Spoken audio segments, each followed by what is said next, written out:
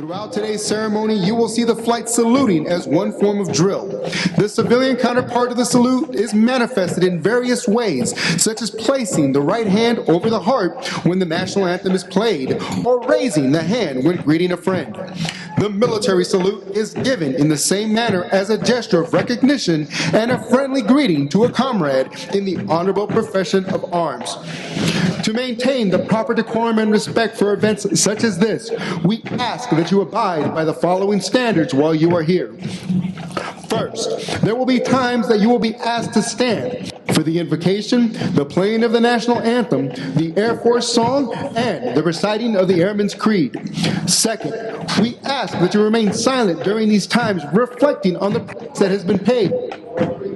Third, we ask that you pay respect during the flag, during the national anthem. Military members and veterans in uniform will stand at attention and render a salute. Civilians should stand and place their right hand over the heart. Veterans and military members not in uniform may render a salute or place their right hand over their heart. After the last note of the national anthem, you may return your hand to your side. Now marching into position, Flight 110, led by Technical Sergeant Aaron Osborne.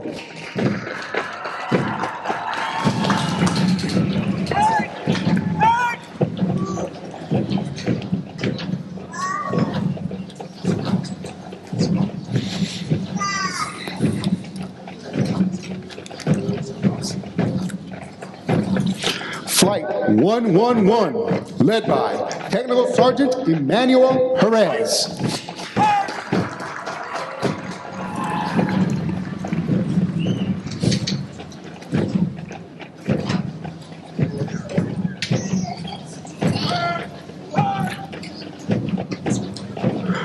Flight 112, led by Technical Sergeant Shayla Blakeney.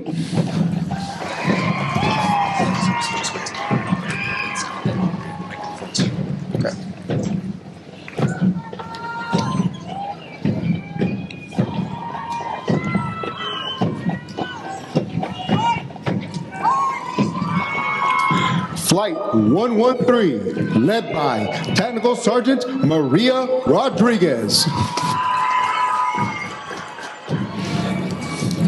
Flight 114, led by Technical Sergeant Caitlin Baker.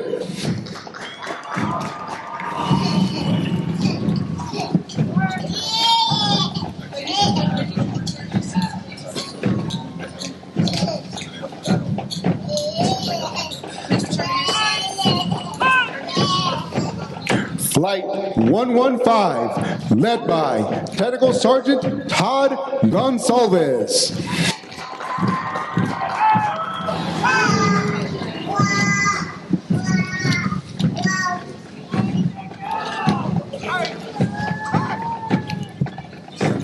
Flight 116, led by Staff Sergeant Kenneth Rexwinkle.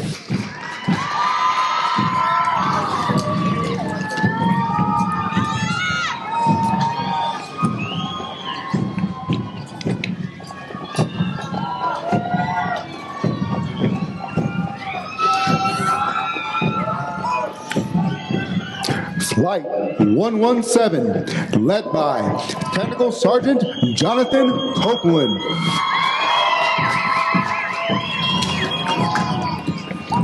Flight 118, led by Technical Sergeant Nathan Sear.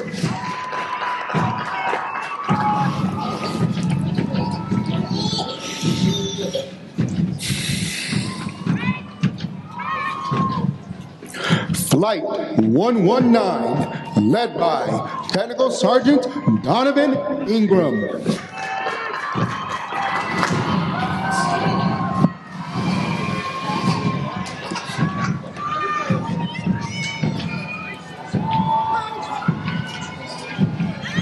Flight 120, led by Technical Sergeant Armando Lizaswain.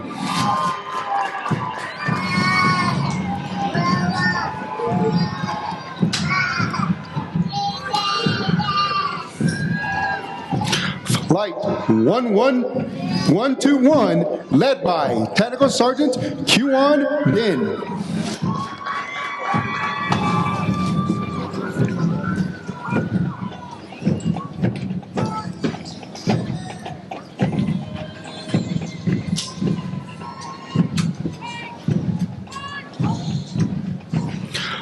Flight 122, led by Technical Sergeant Anthony Burdett.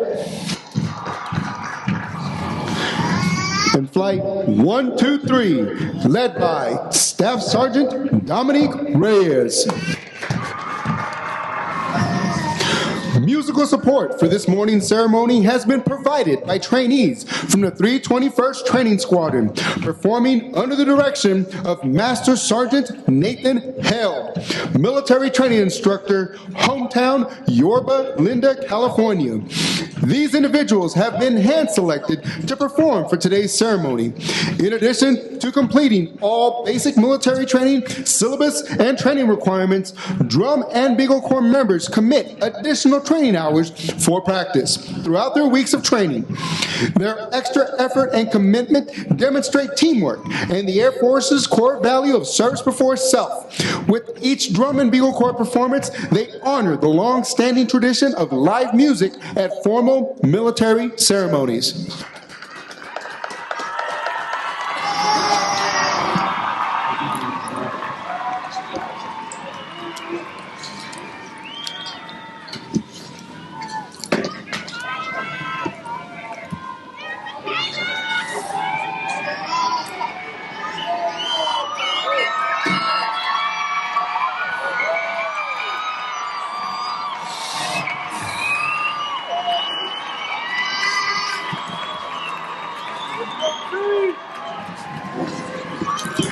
Ladies and gentlemen, please stand for the invocation given by Chaplain Lee.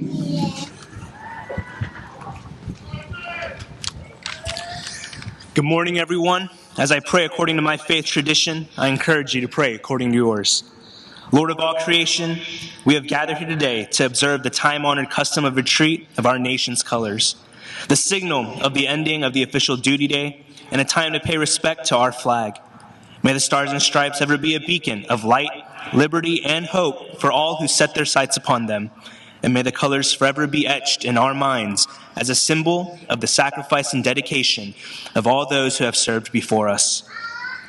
Each day, as our airmen pause from their duties during the sound of the bugle, may they be mindful of the generations who have fought before them and paved the way for them to now walk upon.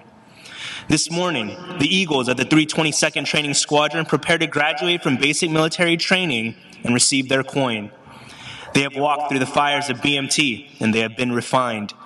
They have learned the value of integrity first, service before self, and excellence in all we do. They experienced setbacks and hardships, but learned that they are but opportunities to get back up, get stronger, and get it done. Thank you for your watchful eye over them, Lord. Would you grace us with your presence today in this place? In your holy name we pray. Amen. Thank you, Chaplain. Ladies and gentlemen, please be seated.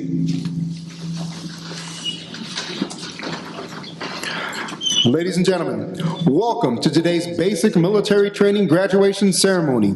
We would like to introduce our distinguished guests, beginning with the host for today's ceremony. The Commander, Air Force Basic Military Training and 1990 graduate of Basic Military Training, Colonel Jeff Pixley, accompanied by his wife, Andrea.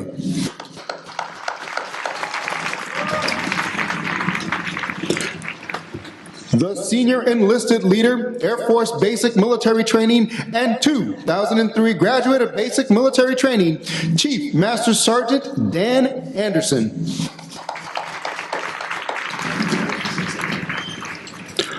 From the graduating squadron, the Commander, 322nd Training Squadron, Lieutenant Colonel Beth Rosario.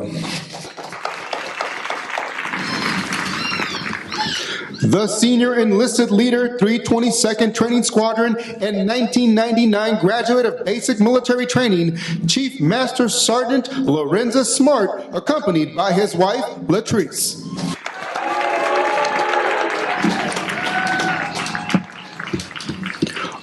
Also in attendance with us today, the individual mobilization augmentee to the 37 Training Wing Commander, Colonel Olivia Nelson.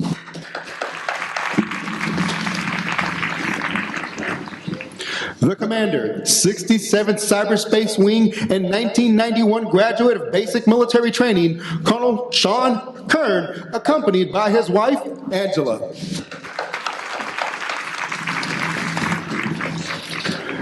The Command Chief, 67th Cyberspace Wing and 1997 graduate of Basic Military Training, Chief Master Sergeant Andrew McKendry, accompanied by his wife, Hope.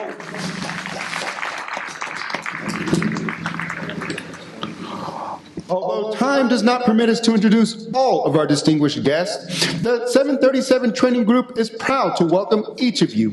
We hope you enjoy today's ceremony.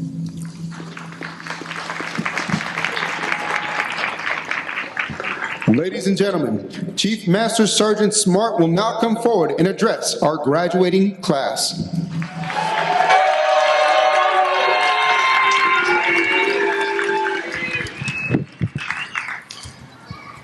Good morning, ladies and gentlemen.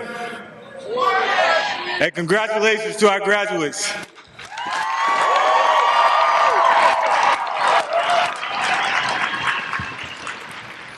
Eagles, the men and women who have come before you have airlifted troops and supplies into the jungles of Vietnam, executed precision airstrikes in the deserts of Iraq and Afghanistan, delivered humanitarian aid to villages in Africa and South America. They have launched missiles and flown satellites, defended airstrips, and strengthened partnerships. They have stood on the North Pole, the South Pole, and everywhere in between. Even now, as you stand in formation with your flight mates, our airmen, guardian, soldier, sailor, Marine, and Coast Guard brothers and sisters, stand in formations all over the world, fighting alongside our coalition and international partners. And as the newest Air Force members of the Department of Defense, you will soon stand in those formations in defense of our nation and its interests.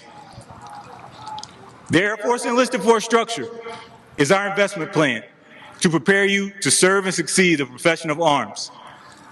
Accordingly, you are charged with adapting to military requirement, serving the profession of arms, achieving occupational proficiency, and learning how to be highly productive members of the Air Force.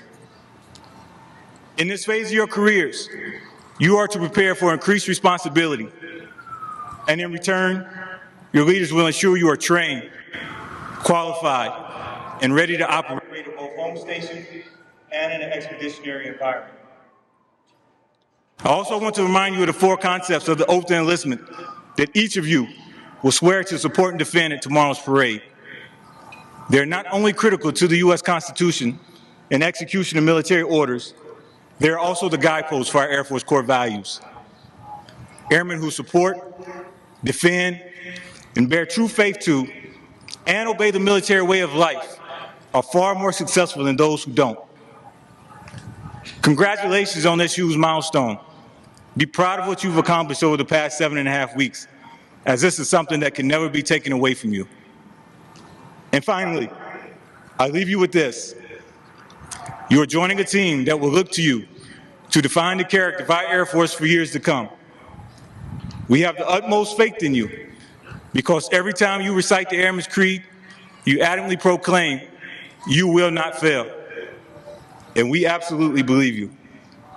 As your senior enlisted leader, I hereby acknowledge your completion of all graduation requirements and have recommended to Colonel Pixley and Chief Master Sergeant Anderson that you receive your coveted Airman's coin, which signifies your transition today from trainees to airmen.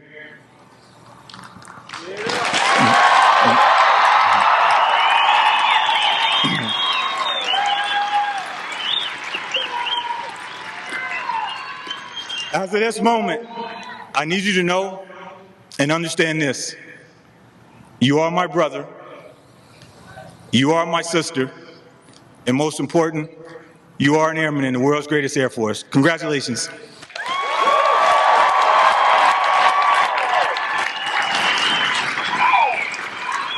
Military training instructors, you may proceed.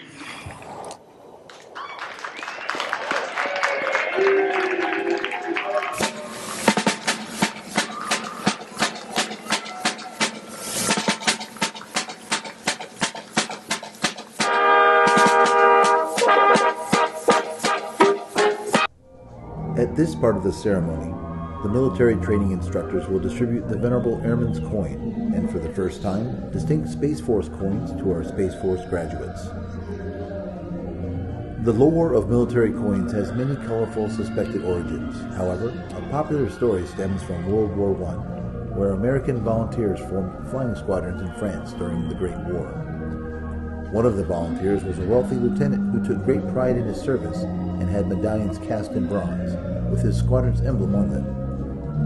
He gave those medallions to every member of his unit. Not long after, one of the pilots was shot down behind enemy lines and was captured by a German patrol. The German forces confiscated the pilot's possessions except for the pilot's medallion that he wore around his neck. While in confinement in a small French village, the captured pilot took advantage of a nighttime bombardment by the Allies. He donned civilian clothes and escaped after crossing the front lines to safety. He came across a French outpost where he was initially thought to be a saboteur until he showed them his unit coin. The French forces recognized the unit emblem, and instead of any harsher treatment, he received a bottle of wine. Today, several military units have developed their own coins and specific rules for them. Many organizations give out their unit coins to recognize outstanding performances and achievements. The coins the airmen and space professionals receive today are unique in that they originate here at the gateway to the Air Force and are only given to those who complete this rigorous course of instruction. On one side of the airman's coin, the original emblem of the Air Force resides as envisioned by General Henry Hap Arnold, one of the first military aviators and later commander of the Army Air Forces in World War II. Beneath the emblem, the year 1947, the birth date of the United States Air Force, and around the rim of the coin, the core values of the Air Force: integrity first, service before self, and excellence in all we do. Inscribed on the other side of the coin is the newly recognized emblem of the Air Force, a symbol that honors the heritage of our past and represents the promise of our future. The emblem retains the core elements of the Henry Hap Arnold emblem, the Arnold wings, and the star within a circle. The modern effect of the emblem reflects our Air and Space Force today and into the future. Inscribed in a half circle above the contemporary Air Force emblem is the Air Force motto, "Aim high, fly, fight, win." And on the border of the coin, a reminder to all who see this is inscribed, "Awarded on the occasion of becoming an airman in the world's greatest Air Force." The Space Professional coin also has a distinctive design. On one side, it displays the original emblem of the Space Force, the Delta, which was first used by space units in 1961, and honors the heritage of the United States Space Force. Beneath the emblem is the year 2019, the birth date of the United States Space Force. Inscribed on the other side of the coin is the Space Force motto, Semper Supra, which translates to "always above." This represents the Space Force's role in establishing, maintaining, and preserving our nation's dominance and freedom of operations in the space domain. On the coin's border is a commemorative inscription that reads, "Awarded on the occasion of becoming a charter member of the United States Space Force."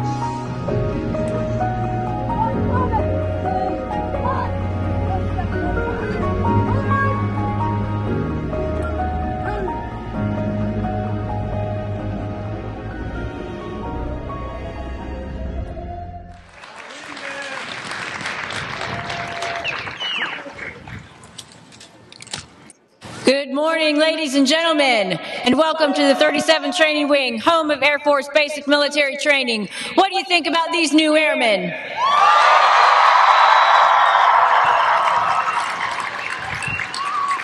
I know that you have made many sacrifices to help them through these 7.5 very difficult weeks of training, and it is not lost on me the critical role that family and friends have in the success of every airman.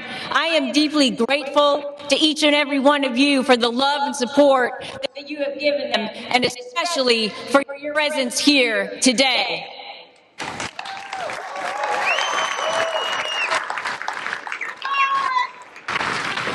Over the last 2 months, these young men and women were under the care of some of the most talented, dedicated, motivated, and selfless people that you will ever meet.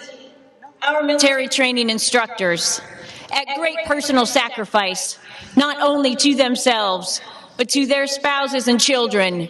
They were up early in the morning and stayed late at night, working tirelessly with a relentless pursuit of excellence to take 562 individuals and turn them into this amazing team of professional military warriors that stand in front of you today. Please join me in thanking them for their incredible work.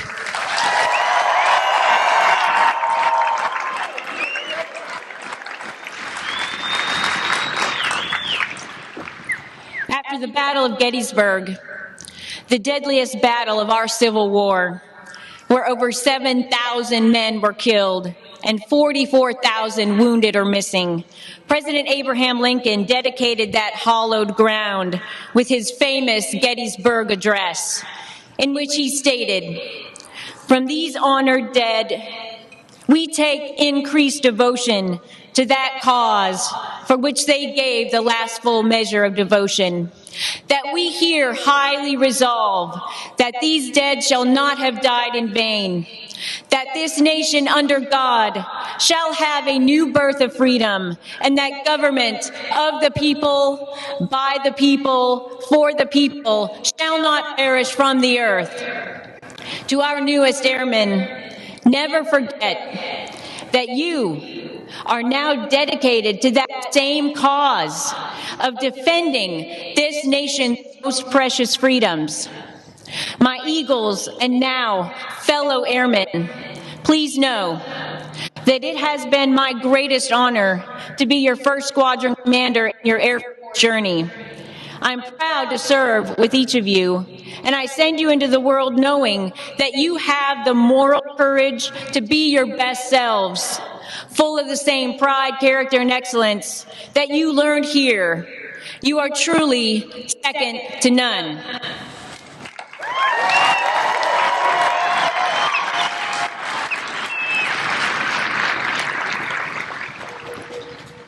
This day is special for another reason.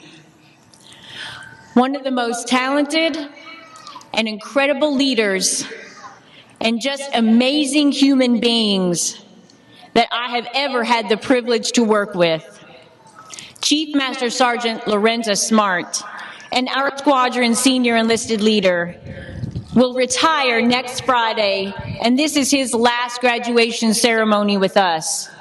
I want to share one of the many wise things that Chief Smart has taught me over the past 1.5 years as my wingman. He said that you have to know people in order to get the best out of them. Know what they care about, what motivates them, and then make sure that they have that, so they can give you their very best every day to accomplish our Air Force mission. Chief Smart served his country for 24 years and gave his very best every day to our Eagle team. And for that, every one of us at the 322nd Training Squadron is truly grateful. Please join me in a round of applause to show our appreciation for his dedicated service to our nation.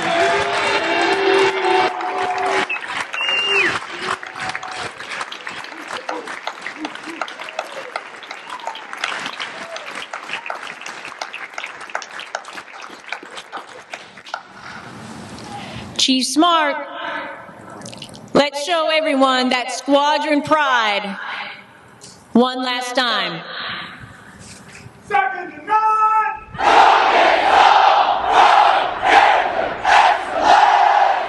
Congratulations, Airmen.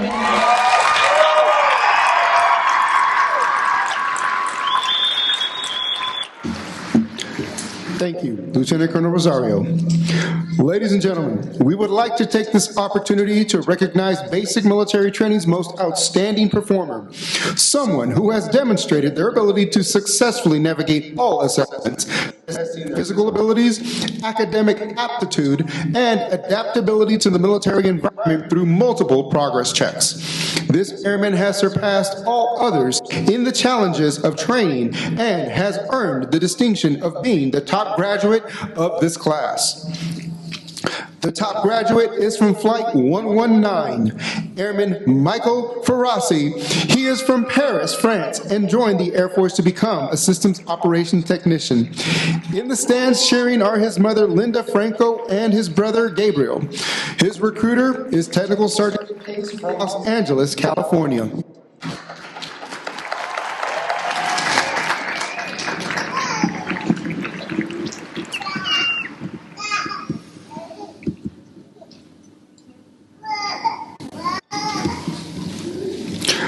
Ladies and gentlemen, please stand as a sign of unity as our top graduate leads us through the Airman's Creed. Instructors, place your flights at attention.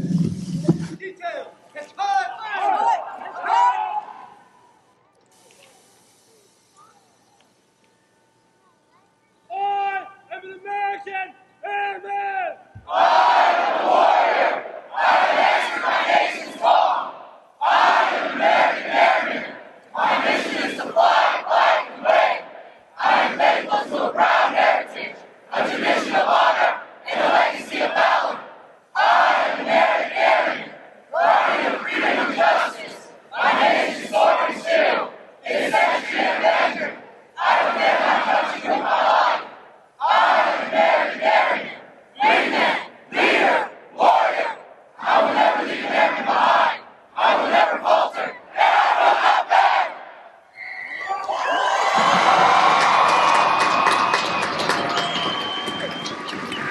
Ladies and gentlemen, please be seated. Instructors, place your flights at ease. This morning, we honor our heritage of military customs and traditions as we welcome our newest airmen into the ranks of the Department of the Air Force. There are two purposes for today's ceremony. The retreat ceremony. The retreat ceremony is a solemn event conducted at every United States military installation around the globe. It signifies the end of the official duty day, and today is symbolic of the end of training for our graduates. But more importantly, it is to pay respect to our nation's flag. When we offer our respect for our flag and our national anthem, we have an opportunity to reflect on the democratic principles that have made our nation great. The meaning of freedom, dignity of the individual, the pursuit of happiness, and national unity all come to mind when you think of our flag. It is the symbol of our nation to the world. Military members have a special bond with the flag. These airmen are part of the flag's tradition because they symbolize the spirit and sacrifices of the military and dedication to the defense of this great nation and the principles it represents. When we salute the flag as it is lowered, we ask you to think. Think about the flags flying over Arlington and other national cemeteries. Think about the flag being carried into combat by the service members who preceded us. Think about the freedom Americans enjoy today, freedom without precedent in the history of the world. The men and women who stand before you today represent the projection of the strength behind our flag. Our flag security detail consists of members from the graduating squadron, led by Technical Sergeant Jamie Belair. Our Commander of Airmen is Master Sergeant Mario Super.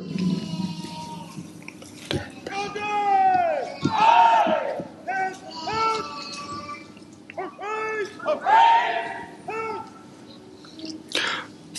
Ladies and gentlemen, please stand for the sounding of retreat and remain standing for the playing of the national anthem.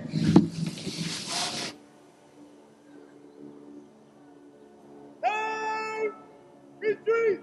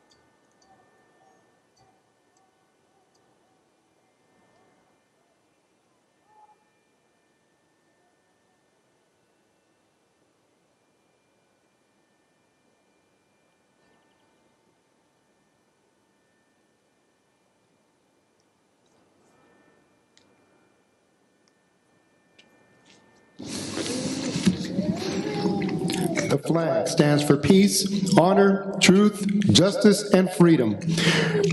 In the armed forces of the United States, during the ceremony of retreat, the flag is lowered, folded into a triangle fold, and kept under watch throughout the night as a tribute to our nation's honored dead.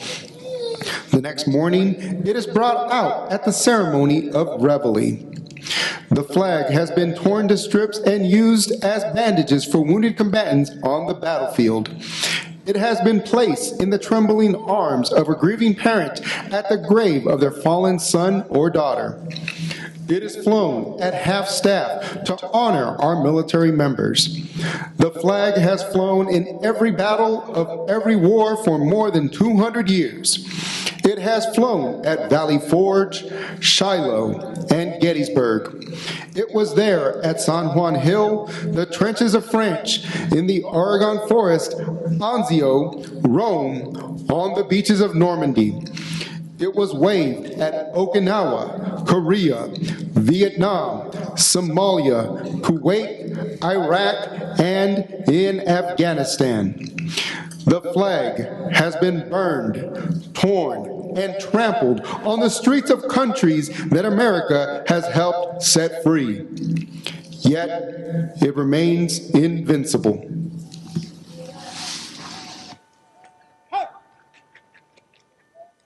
Now the flag is secure. All right, let's go. Left wheel, march! Forward, march! Left wheel, march! Forward, march!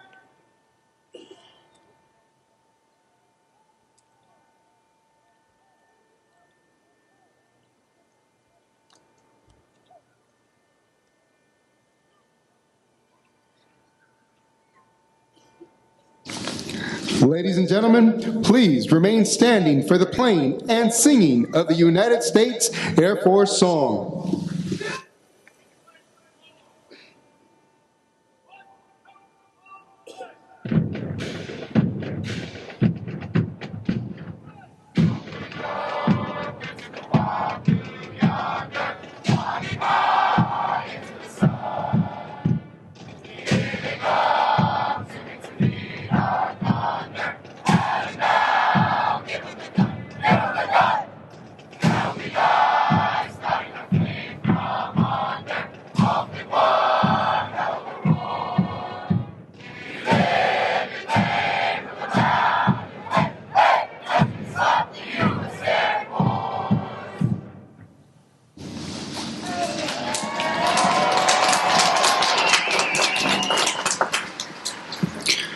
Congratulations on achieving this historic milestone that marks the beginning of your career.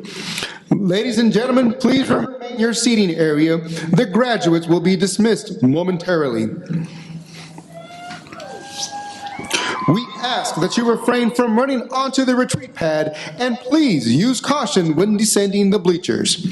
Town Pass ends at 2000 hours.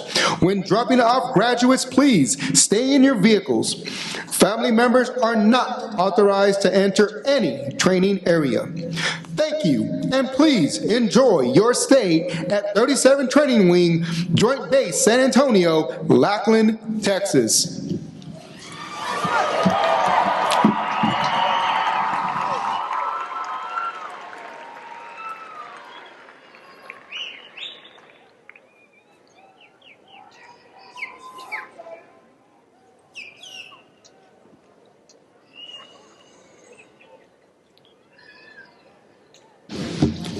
All graduates are now released to their family members. Will the top graduate please report to the narrator stand? I say again, today's top graduate please report to the narrator stand.